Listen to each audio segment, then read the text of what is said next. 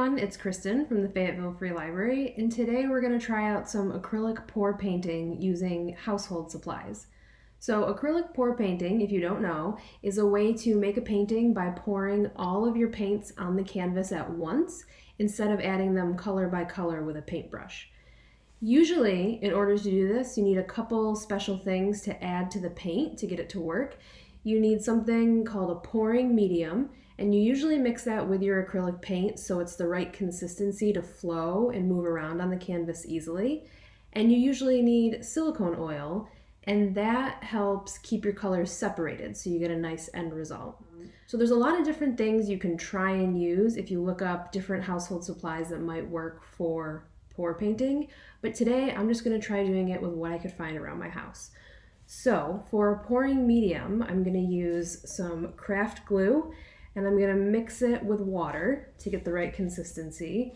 And then instead of silicone oil, I'm actually going to use some WD-40. So the first thing we're going to do is mix up a batch of pouring medium. So I've got some glue poured out into this cup already. And now I'm going to add some water in, and we're going to aim for about a 60-40 ratio. And you want to make a good amount of pouring medium because you're going to add this pouring medium to each of your paint colors. And now what we're going to do is take our paint colors, and you can choose any colors that you want. You can do a couple, you can do as many as you want. And we're going to add into small cups a 50-50 mixture of the pouring medium we just made and each of the colors. You're going to do a separate cup for each color that you plan on adding into your pour painting.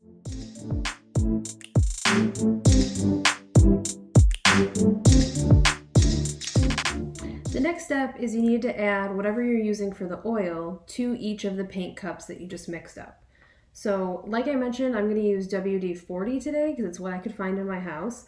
And what I'm going to do is spray it out into another small cup first so I can control how much I'm putting into the paint cups a little better.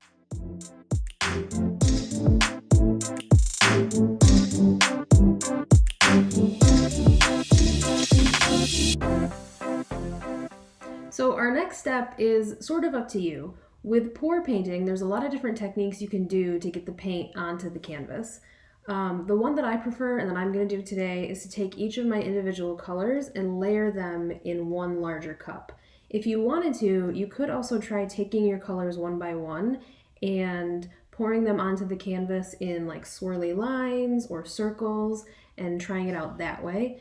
More often you see people stack the paints in a larger cup and flip it onto the canvas.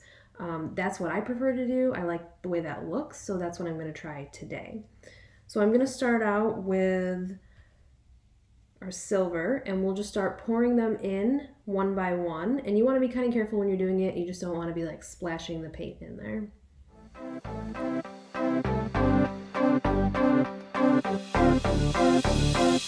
So once you've got your colors all poured together in the cup, the next step is to pour it onto the canvas.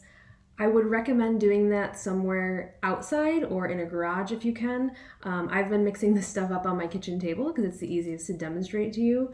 But for the pour part, I am going to go out somewhere else and do it just in case I spill paint on anything because it can get a little messy.